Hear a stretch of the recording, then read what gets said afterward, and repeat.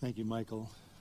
Gracias, We Michael. obviously desire to do Obviamente deseamos hacer todo para el placer de Dios y es otra forma de decir, hagas lo que hagas, ya bebas o comas, hazlo todo para la gloria de Dios. Como dije antes, queremos mirar el tema del compañerismo, de la comunión, algo que estamos echando de menos de una forma extrema en estos días. La mera esencia de la vida en la iglesia es relacional, y relacional no en una forma superficial, pero en una forma intensa y profunda. El modelo para eso, por supuesto, es la Trinidad, el Padre, el Hijo, el Espíritu Santo en esa relación eterna de amor. Y nosotros, siendo hechos en semejanza de la imagen de Dios, estamos hechos para relacionarnos. Y las relaciones más nobles y más altas de ellas existen en las vidas de aquellos que comparten la vida con Dios, que viven en Él. El Nuevo Testamento nos dice que el Hijo de Dios vino y puso su carpa entre nosotros, tomó humanidad y vivió con nosotros.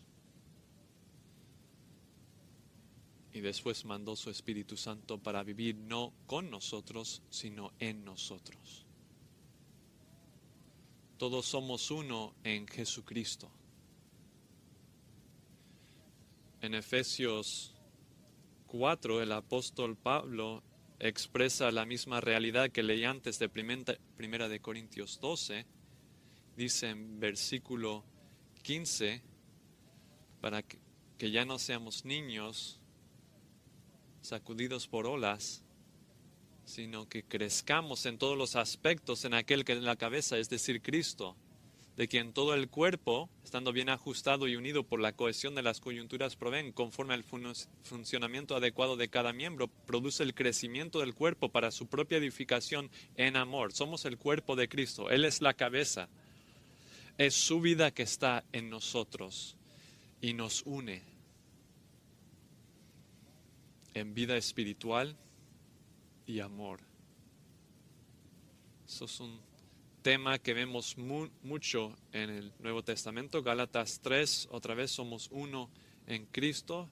Filipenses capítulo 2, si hay algún ánimo en Cristo, algún consuelo de amor, algún compañerismo del Espíritu, si algún afecto o compasión, completen mi gozo siendo del mismo pensar, en el mismo amor, unidos en espíritu, intentos en un propósito, haciendo nada por ambición propia, pero con humildad consideren unos a otros como superiores a uno mismo. No solo estén mirando por sus propios intereses, sino por los intereses de otros. De hecho, tengan esta mente en sí mismos que estuvo en Cristo Jesús. El mismo tipo de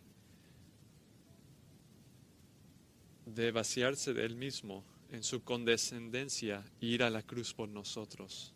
El cristianismo es relacional de la forma más espiritual e intensa. Y así debería de ser en la vida de la iglesia.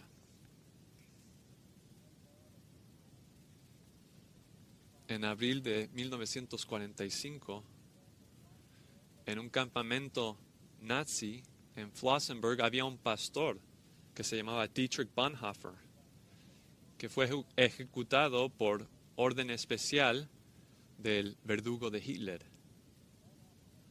Bonhoeffer fue arrestado 2 años antes y básicamente transferido de prisión a prisión, campo de concentración a otro, en varias localidades, y con tanto en transferir había perdido todo contacto con cualquier persona que él conocía, que él había conocido. El mundo de afuera era totalmente, fue cortado de él, y él perdió la cosa más preciosa que poseía. Lo que perdió fue el compañerismo.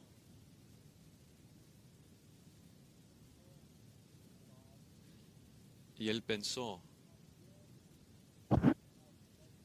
qué bueno y qué placentero es que los hermanos vivan juntos en armonía. Cuán bueno y cuán delicioso.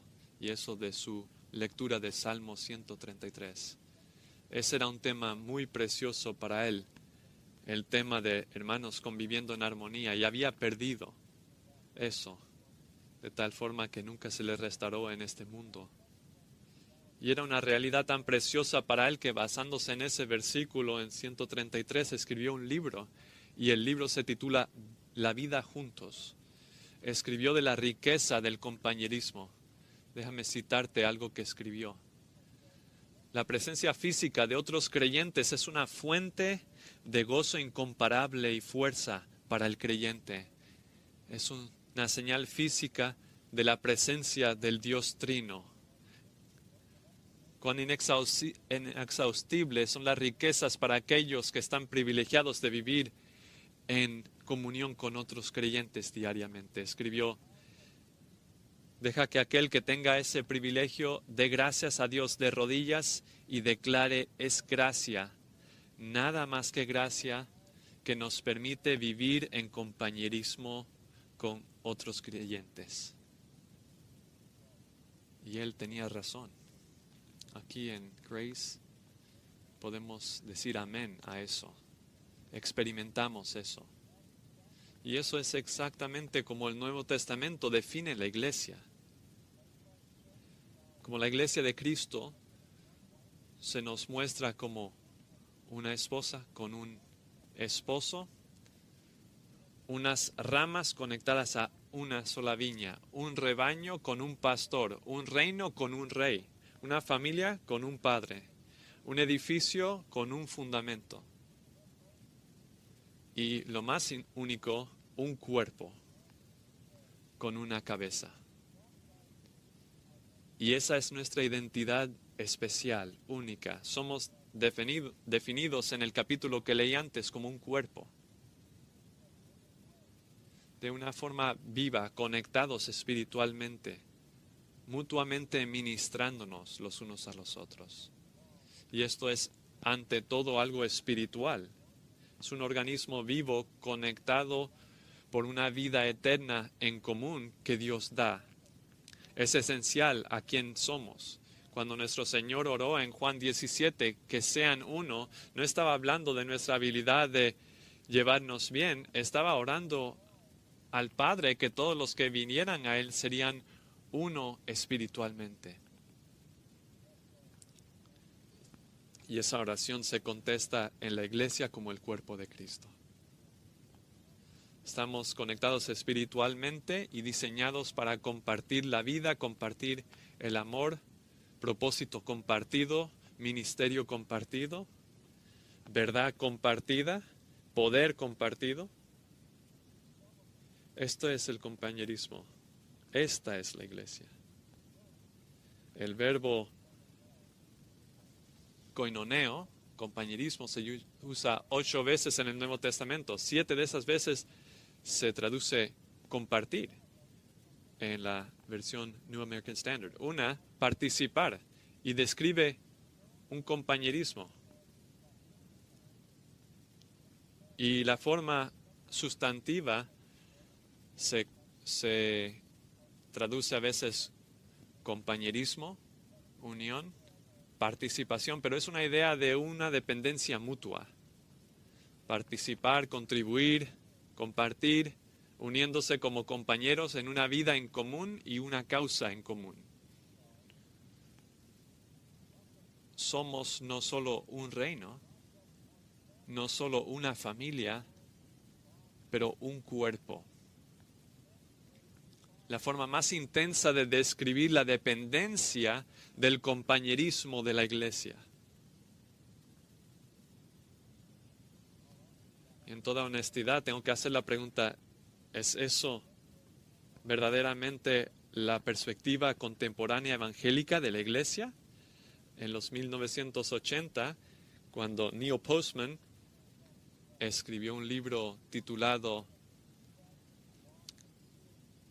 Entreteniéndonos hasta morir, y habló de cómo el entretenimiento específicamente había había destruido la mente de las personas, había dañado a las personas, especialmente a través de la televisión. Y dijo esto: por lo menos la televisión es una experiencia en grupo.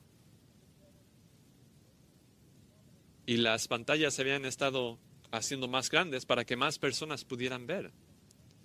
Pero Neil Postman no podría haber pensado que las pantallas no solo se estaban haciendo más grandes, pero ahora se han hecho más pequeñas, paradójicamente. El entretenimiento seductivo sería de pantallas públicas a las pantallas más privadas, tan pequeñas como el iPhone, o aún lentes de Google. Tu mundo te hace tan pequeño que cada persona se hace un creador de su propio mundo privado, un mundo secreto de preferencias, tentaciones, con una fuerza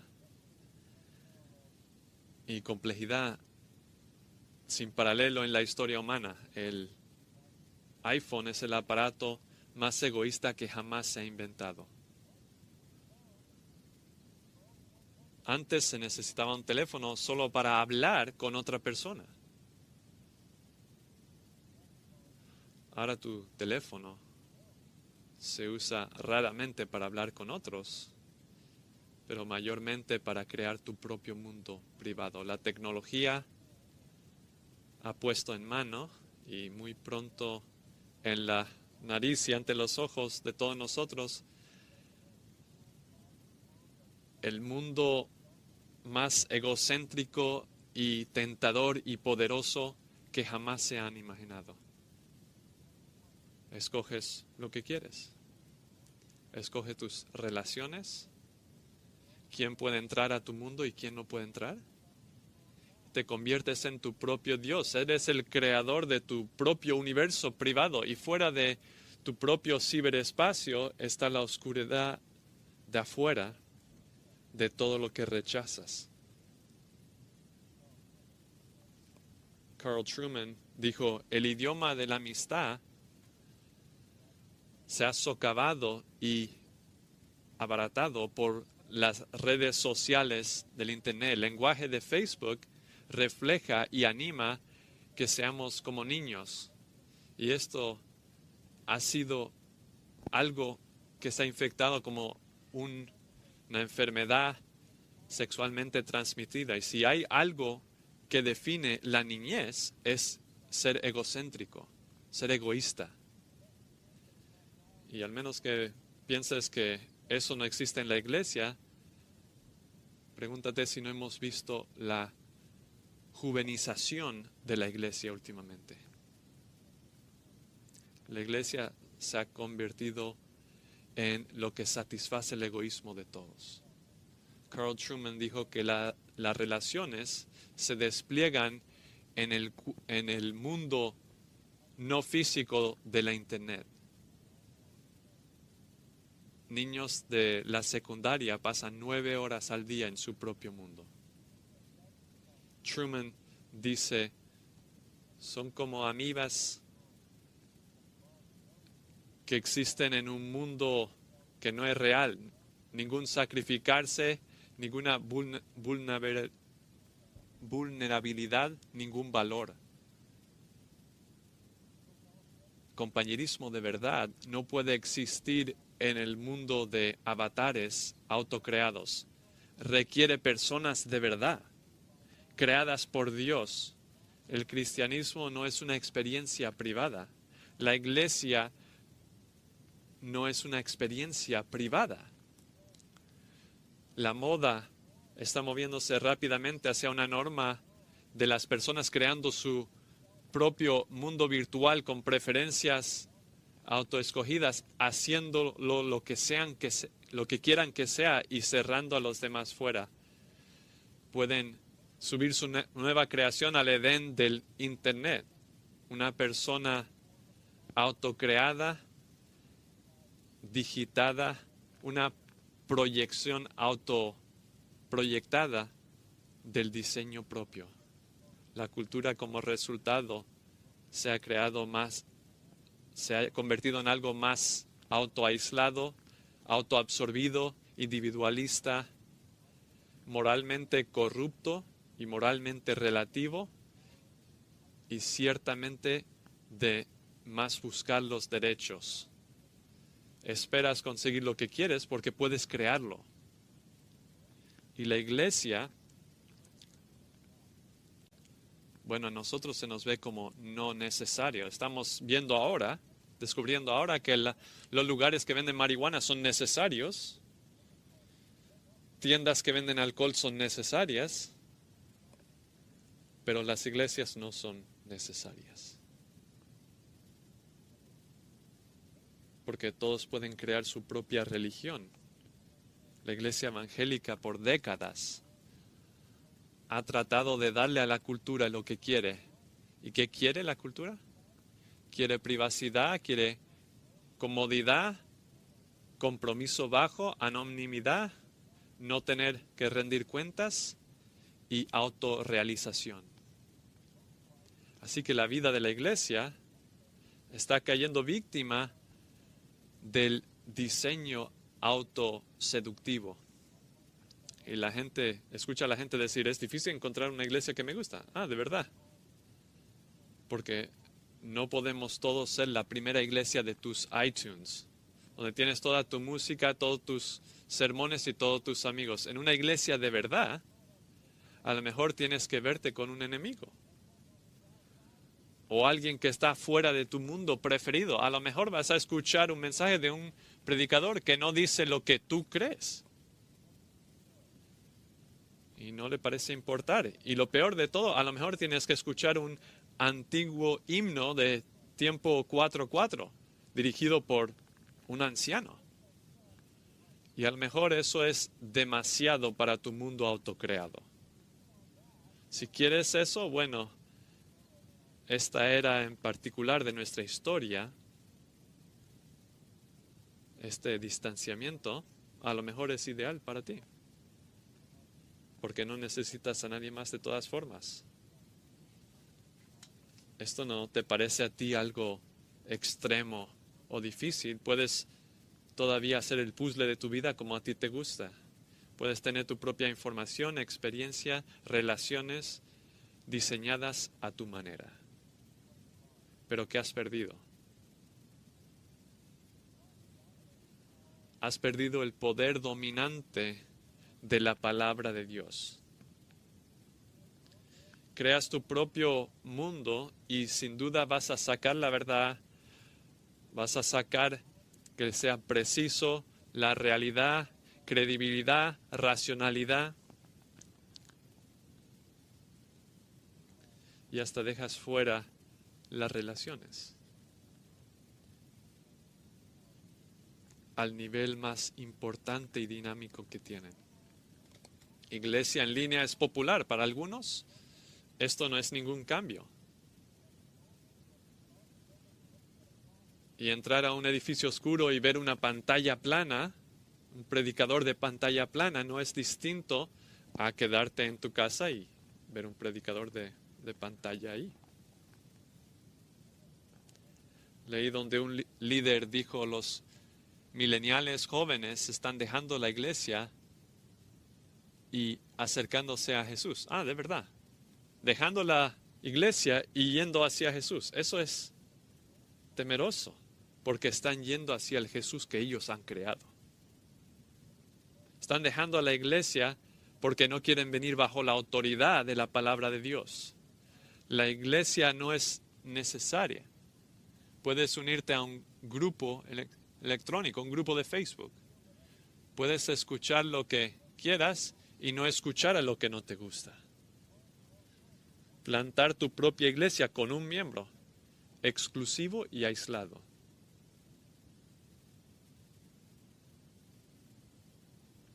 Era hace varios años, cuando la iglesia emergente estaba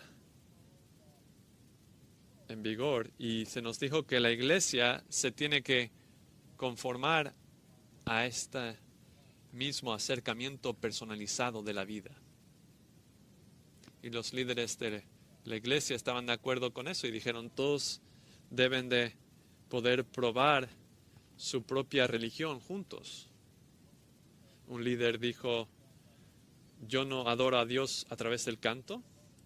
Otro escribió un blog que se titulaba ¿Por qué no voy a la iglesia muy a menudo?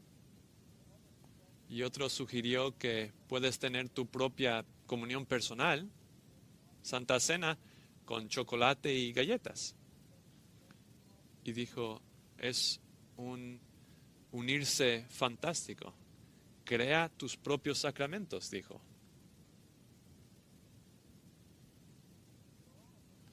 Hay muchas cosas que me preocupan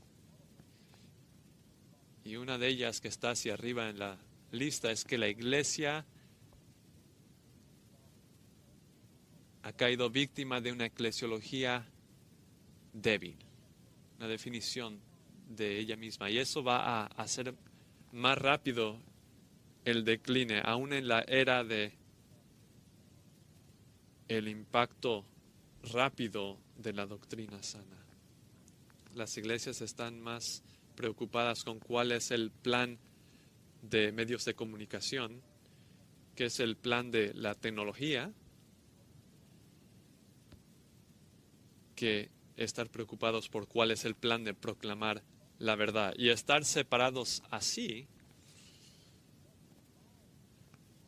funciona bien para muchas personas, pero no para la verdadera iglesia, porque la iglesia verdadera es necesaria. Nos necesitamos, no funcionamos sin el uno del otro. Y la iglesia crece para ser como Cristo a través del ejercicio mutuo de los dones espirituales. Si nos mantienes separados, haces un cortocircuito en nuestra vida, nuestro crecimiento y nuestro testimonio. Así que pensé que quizás este domingo y el siguiente quiero que abran sus corazones y sus mentes a cuán importante, cuán vital es nuestro compañerismo y cuán necesario es la iglesia. Qué crítico es que nosotros estemos juntos. Y quiero solo dejar en categorías lo que dice el Nuevo Testamento para darles un claro entendimiento del compañerismo de la iglesia. Punto 1. ¿Cuál es su base? ¿Cuál es su base? ¿Cuál es la base de nuestro compañerismo? ¿Qué es el terreno común que nos une? No es emocional, no es denominacional, no es de la sociedad, cultural, racial, no es ecuménico y tampoco es teológico. No es humano, no es experimental, es espiritual y es divino. Y solo les llamaría la atención a Primera de Juan, capítulo 1, versículo 3, donde leemos esto. Lo que hemos visto y oído, os proclamamos también a vosotros, para que también vosotros tengáis comunión con nosotros. Y en verdad, nuestra comunión es con el Padre y con su Hijo Jesucristo. Nuestro compañerismo es el compañerismo de aquellos que están conectados al Padre y al Hijo. Y eso significa que la salvación es la base de nuestro compañerismo. La meta del Evangelio no es solo rescate del infierno eterno, es eso, pero no solo eso. Pero el compañerismo con Dios, Padre, Hijo, y añadiríamos Espíritu Santo, eso es lo que pidió Jesús en Juan 17, que sean uno con nosotros. Primera de Corintios 6:17, el que está unido al Señor es un espíritu. El compañerismo es el enlazar de aquellos que comúnmente poseen la vida que Dios da a través de la fe en Cristo. Estamos en el compañerismo por la salvación y estamos en ello para siempre. Nuestro compañerismo es con el Padre, el Hijo y el Espíritu Santo.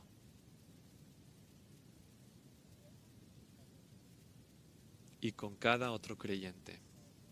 Este es nuestro compañerismo. Y en ese sentido, es un compañerismo eterno que nunca se acaba, porque vamos a pasar la eternidad con el Padre, con el Hijo y con todo creyente. Escucha las palabras de Jesús en Juan 14. Si alguno me ama, guardará mi palabra, y mi Padre lo amará, y vendremos a él y haremos con él morada. Vendremos a él y haremos nuestra morada con él. Así que no estamos hablando de algo subjetivo, es algo objetivo. Salvación. Creer. El Evangelio de Jesucristo y ser redimido nos pone en el compañerismo.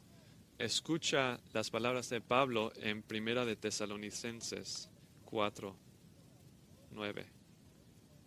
Mas en cuanto al amor fraternal, no tenéis necesidad de que nadie os escriba, porque vosotros mismos habéis sido enseñados por Dios a amaros unos a otros, porque en verdad lo practicáis. Si hay algo que caracteriza el compañerismo, es un amor en común. Estamos todos unidos en el amor de Dios Trino. Amamos al Dios Trino y amamos a todos los que le aman. Cada persona realmente salva, regenerada, justificada, tiene derecho y se espera que disfrute del compañerismo completo de los redimidos, ya sea a pesar de su trasfondo, condición, cualquiera sea su economía, su habilidad, su estatus, porque la base del compañerismo es la salvación. Y Juan hace que aclara esto. Al mirar a Primera de Juan, Juan siempre en esta corta carta identifica las marcas del verdadero creyente. Y dice en versículos 5 al 7, y este es el mensaje que hemos oído de él y que os anunciamos. Dios es luz y en él no hay tiniebla alguna. Si decimos que tenemos comunión con él, pero andamos en tinieblas, mentimos y no practicamos la verdad.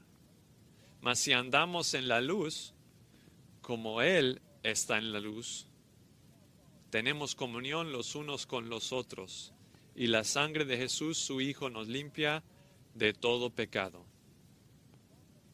Juan dice, ¿estás en la luz o en la oscuridad? Es decir, ¿eres salvo o estás perdido? ¿Estás en el compañerismo o fuera de él? No es lo que dices, es lo que haces, es cómo vives, es cómo caminas. Y ahí se ve la verdad.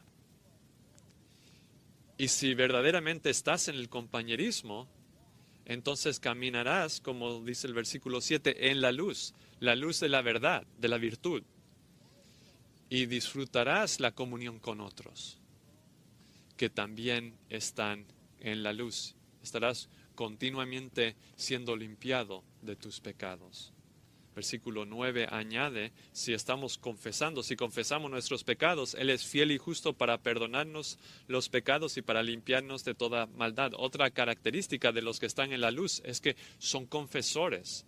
Siempre están en el compañerismo, están en la luz y siempre están confesando su pecado y siempre están siendo limpiados. El cristiano nunca puede estar fuera del compañerismo. Es imposible. No es que no pecamos, eso sería engañándonos a nosotros mismos, como dice el versículo 8, y en contra de la palabra, como dice el versículo 10. No es que no pecamos, pero la dirección de nuestra vida es hacia la verdad y la santidad. Dr. Barnhouse dijo, un hombre caminando en un barco podría caerse Su caída le dolería, pero no le dolería como si se cayera del barco. El creyente cuando peca, cae al piso, pero nunca se pierde cayéndose al agua. Cristo va a asegurarse de que ninguna ola, ningún poder, ni principado, ni cosas por venir, ni alturas, ni profundidades nos puede llevar de el barco, nos puede sacar del barco. El compañerismo es para siempre. Como David a lo mejor tenemos que orar, Señor, restáurame el gozo de tu salvación, pero nunca tendríamos que orar, restaura la salvación, porque la salvación no se pierde, no se puede perder. Estamos siempre en el compañerismo. Todo verdadero creyente es uno con el Señor que habita en todos nosotros a través de la regeneración y somos unos, el uno con el otro. Venimos el uno al otro en Cristo, como hermanos y hermanas en la familia y como miembros del mismo cuerpo de Cristo. Bonhoeffer entendió esto cuando escribió: soy un hermano a otra persona a través de lo que Cristo hizo por mí y a mí. La otra persona se ha convertido en un hermano para mí a través de lo que Jesucristo hizo por él. Y el hecho de que somos hermanos solo por Jesucristo es de importancia sin medida. No lo que un hombre es en sí mismo como un creyente. Su piedad o espiritualidad constituye la base de nuestro compañerismo. Lo que determina nuestro compañerismo es lo que ese hombre es por lo que Cristo ha hecho. Nuestro compañerismo el uno con el otro consiste únicamente de lo que Cristo ha hecho por nosotros.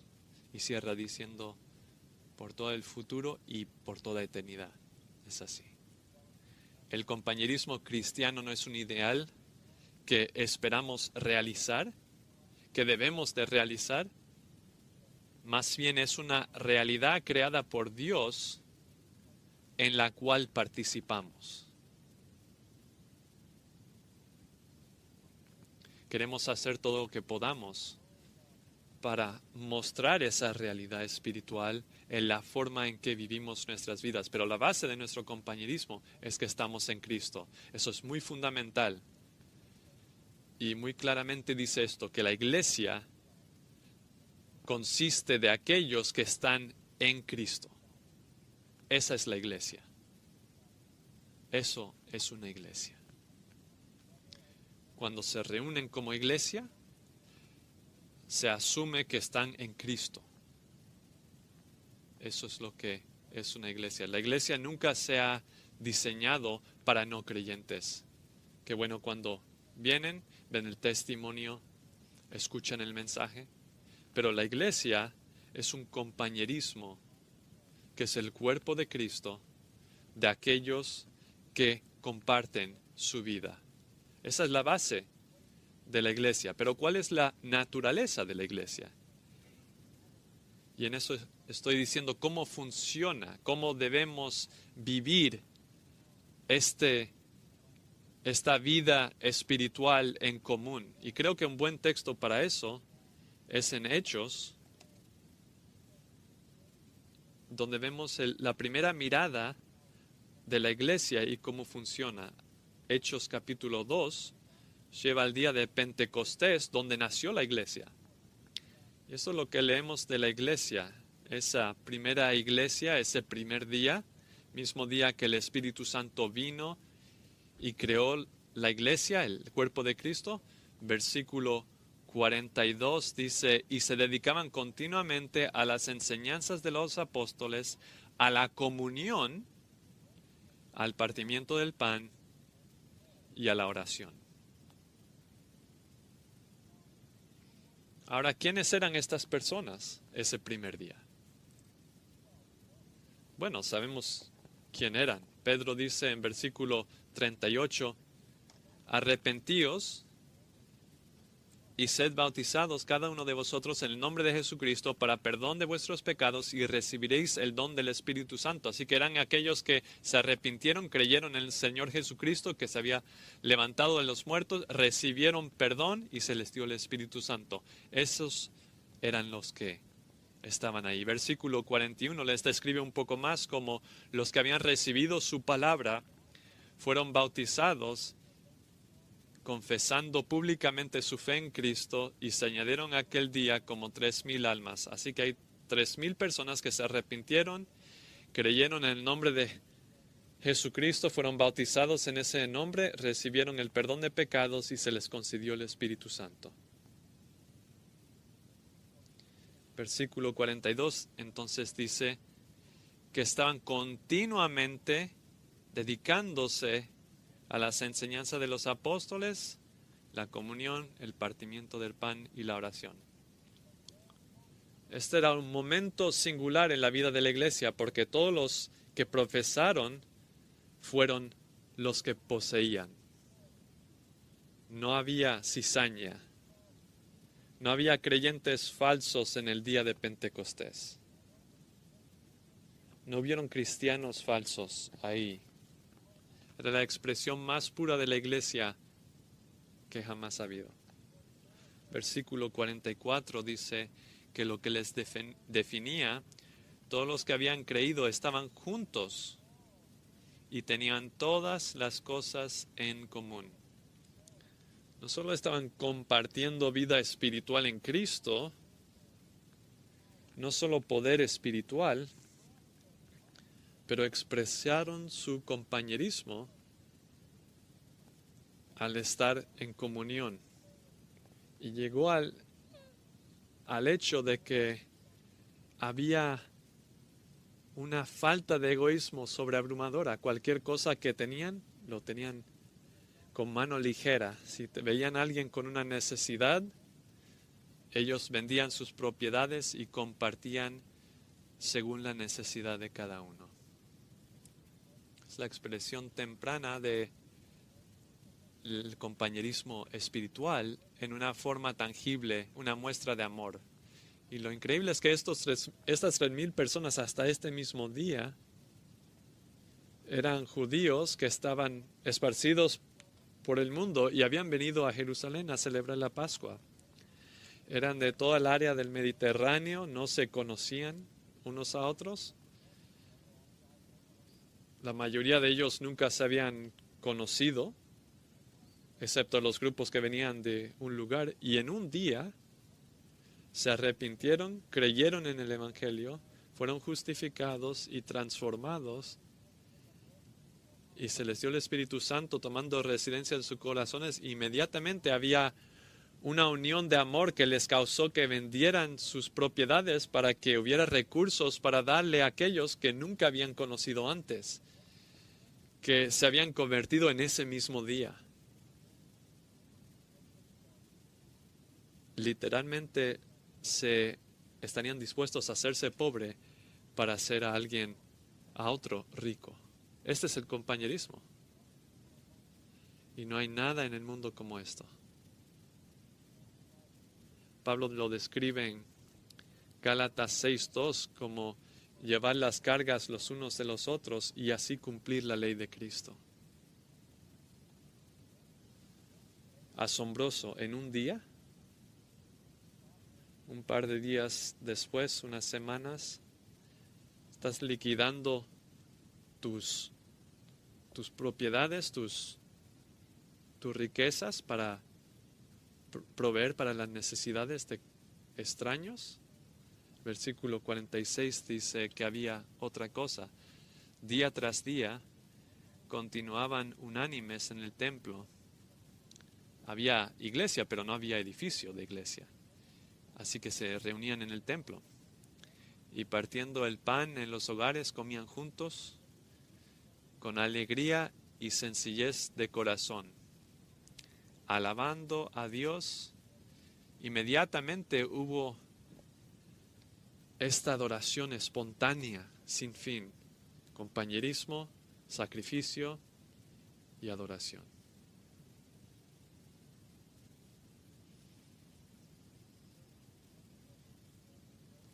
Había un pagano, Aristedes, que escribió esto. Viven en pureza, negándose todo para algo que va a venir en otra vida. Cuando hay alguien entre ellos que tiene pobreza, ellos ayunan 2 o 3 días para proveer al necesitado con la comida necesitada. Tal es la ley de los cristianos y su conducta.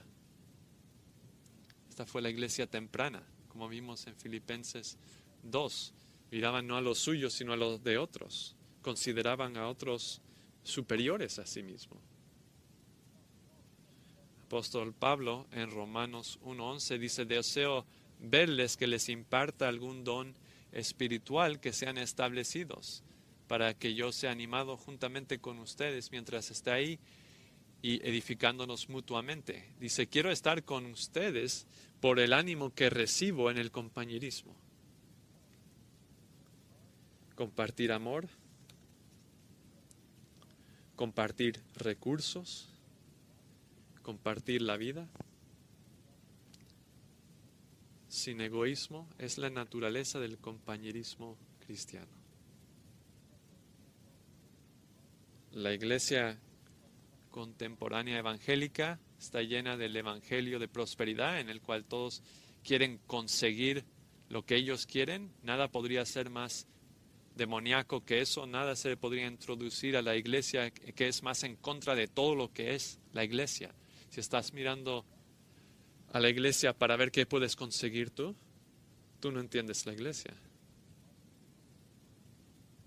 Y posiblemente, seguramente no entiendes el evangelio, porque el evangelio no te hace egocéntrico, te hace centrado en Cristo. Y Cristo está centrado en otros, y así también tú lo serás. Una realidad final de hablar en esta mañana es el símbolo de la iglesia. ¿Cuál es el símbolo de la iglesia? Hay algo que podemos ver que demuestra este compañerismo gozoso, sacrificial. El símbolo está ahí en 1 Corintios, capítulo 10,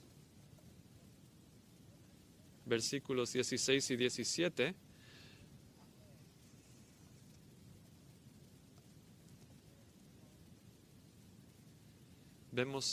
Recuerdan en Hechos que estaban partiendo el pan. Aquí Pablo nos está hablando de algo que hacían al partir pan, es celebrar la cruz de Cristo. ¿Se acuerdan del aposento alto cuando Jesús instituyó la Santa Cena?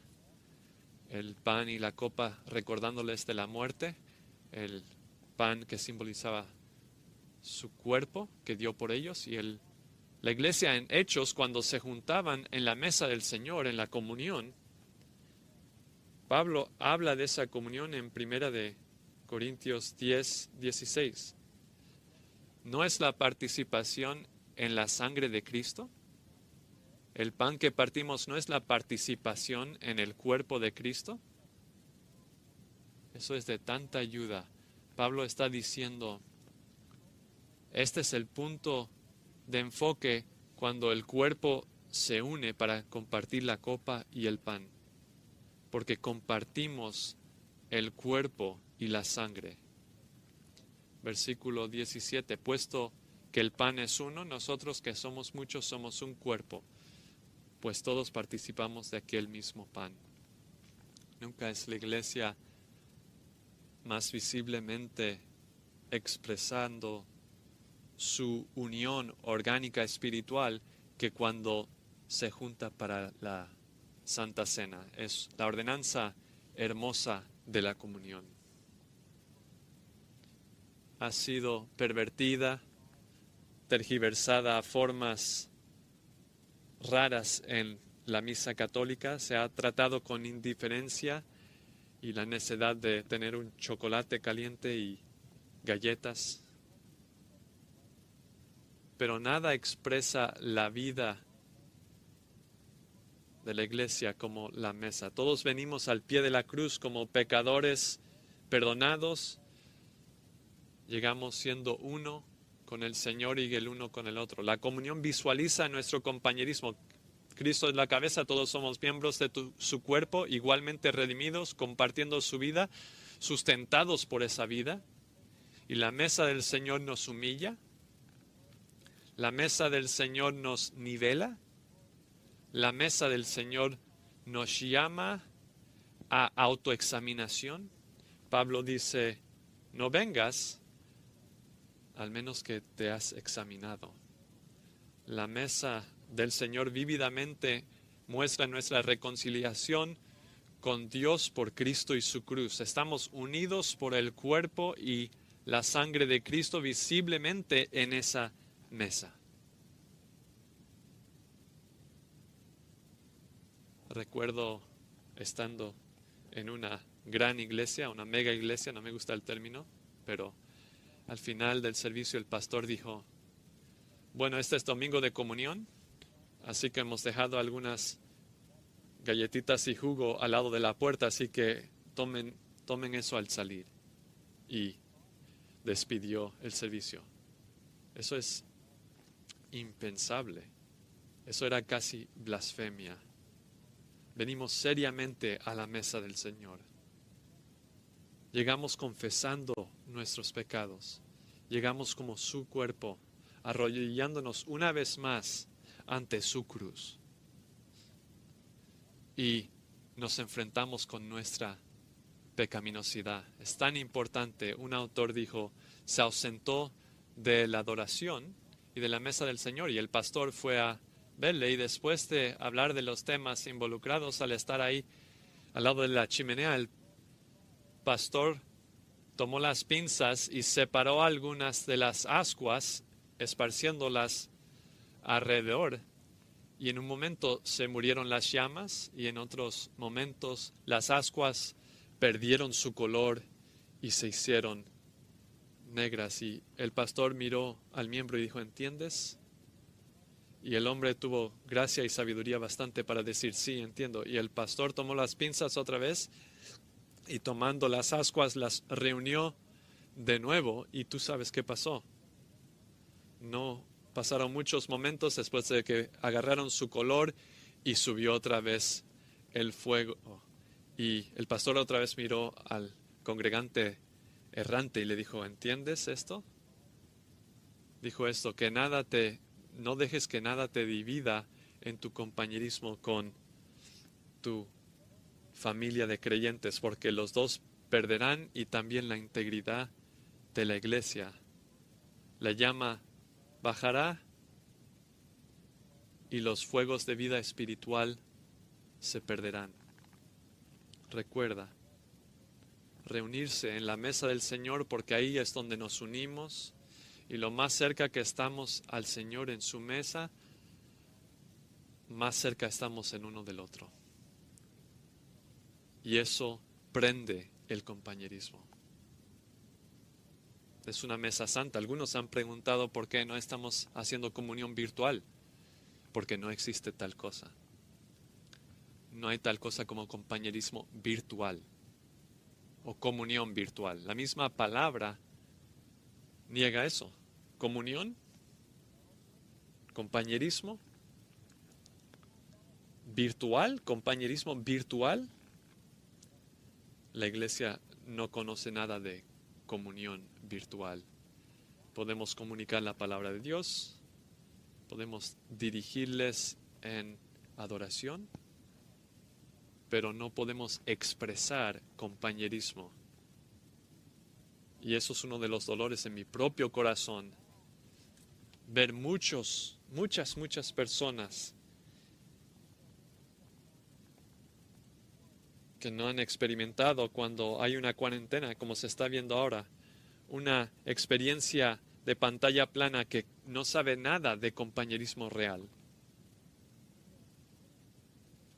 Si hay algo en todo este mundo loco que es necesario, es la iglesia de Jesucristo.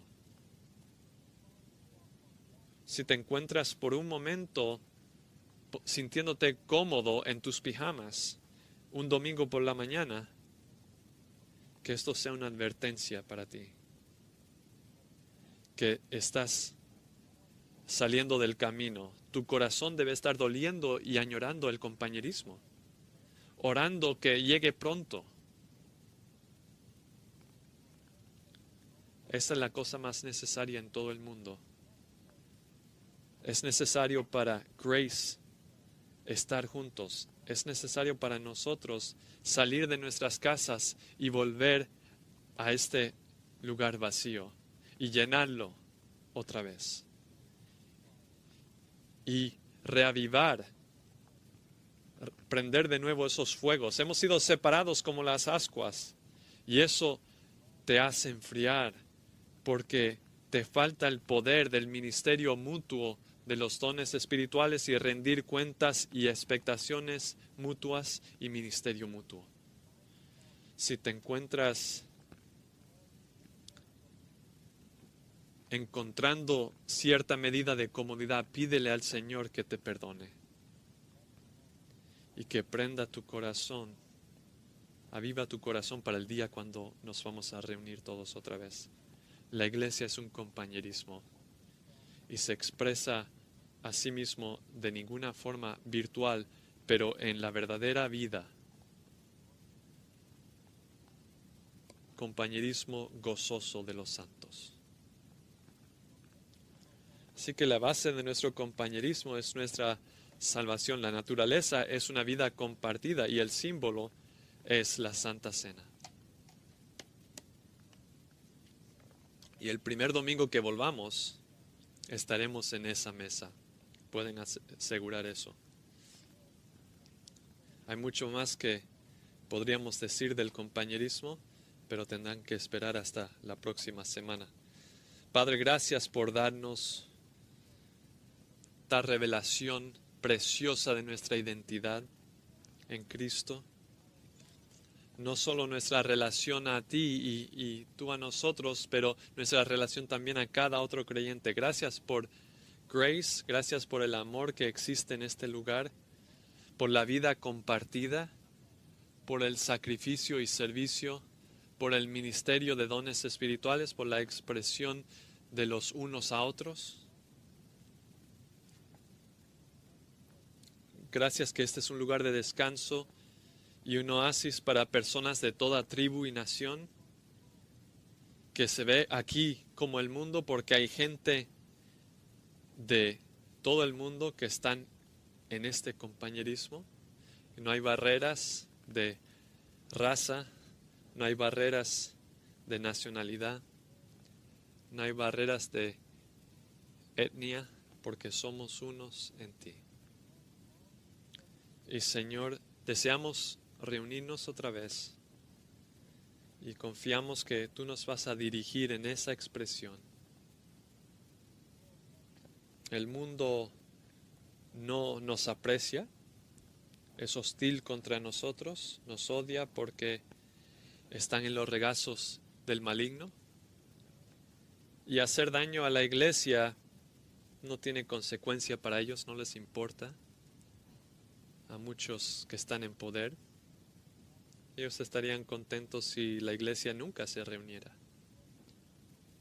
Pero Señor, tú tienes que abrir la puerta para que nosotros podamos reunirnos. Somos la cosa más necesaria, la expresión más necesaria de vida divina en el mundo. Tenemos que dejar que brille esa luz para que el Evangelio sea creíble. Entre tanto, Señor, danos oportunidades continuas de ministrar tu palabra y encontrar formas de ministrar a tu pueblo y a muchos otros por la causa del Evangelio. Te damos gracias en el nombre de Cristo. Amén.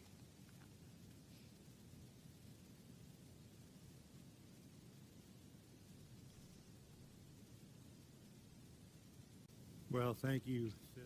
Bueno, gracias Phil por eso. Gracias a nuestros músicos. Estamos tan bendecidos semana tras semana por tener ese tipo de música y echamos de menos su presencia actual aquí, pero vamos a tomar la oportunidad para este tiempo. El último domingo Empecé lo que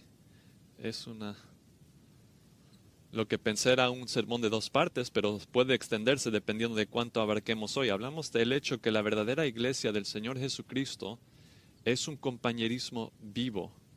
Y estamos hablando de la realidad más obvia, que no podemos disfrutar ese compañerismo en el tiempo actual. Así que estamos echando de menos lo que es la identidad esencial de la iglesia. Sí, pertenecemos al Señor Jesucristo, sí, somos un cuerpo espiritual, sí, estamos unidos por vida eterna común, pero la iglesia vive su vida en compañerismo el uno con el otro. Y la Biblia da un mandamiento de no ser negligente, del reunirse juntos como algunos hacen, y aún más cuando el día se acerca. Así que nunca dejes de congregarte. Necesitamos estar juntos. Es la forma en que el Señor ha diseñado la iglesia, tanto para edificarse, fortalecerse, y también para dejar un testimonio corporal en la sociedad. Y la verdadera iglesia del Señor Jesucristo es un compañerismo vivo. El cristianismo no es un deporte de espectadores. La iglesia no es un evento que vas para ver cómo ocurre. De hecho, quizás muchos asumirían que la audiencia en los asientos está viendo la presentación que está ocurriendo en el escenario y que solo son espectadores. Pero eso no es de lo que consiste la adoración. Es una ofrenda individual y colectiva de adoración que se trae ante Dios mismo. Venimos como los verdaderos adoradores para traer nuestra alabanza al Dios vivo. Y nuestra vida compartida espiritual se une en adoración mientras todos estamos levantando la adoración amante a nuestro Señor. La iglesia está diseñada para ser un cuerpo, y hemos hablado de eso. Nuestras vidas están unidas y mezcladas y vivimos el uno para el otro y juntos. La misma vida de la iglesia se expresa en esa comunión. Y recordamos que Efesios 1:3 dice que hemos sido bendecidos con toda bendición espiritual en los lugares celestiales, en Cristo Jesús. Y vivimos como los receptores de bendiciones espirituales. No es un compañerismo étnico ni cultural, es un compañerismo que no tiene límites étnicos, ni raciales, ni de sociedad, ni económicos. Es un compañerismo de aquellos que han recibido el precioso regalo de todas las bendiciones espirituales en Cristo y que comparten la riqueza de esas bendiciones. Y pensamos del hecho de que Dios es trino, es una trinidad, es 3 personas, y aún así solo uno, compartiendo la misma vida espiritual, los mismos atributos. Así que como cuerpo de Cristo somos un reflejo de la misma relación de la Trinidad al compartir nosotros la misma vida espiritual, la misma vida eterna, y que hemos recibido el privilegio de compartir las mismas bendiciones. Me di cuenta el otro día que cuando algunas partes de nuestro país se abrieron, hubo una nota en las noticias que la gente fue rápido a los bares. Eso no me sorprende y no solo tiene que ver con el alcohol. Un escritor dijo esto: el bar comunitario es la mejor falsedad que hay, parecido, es una imitación de la iglesia, dar licor en vez de gracia, escape en vez de realidad. Pero es un compañerismo permisivo y no exclusivo, y el bar es democrático. No puedes pasmar a la gente cuenta sus secretos que no cuentan a otra gente, y el bar florece, no porque la gente es alcohólica, sino porque Dios ha puesto en el corazón de todas las personas el deseo de conocer y que te conozcan, amar y ser amado. Así que la gente busca lo falso por el precio de varias cervezas. El deseo profundo del corazón humano es buscar relacionarse.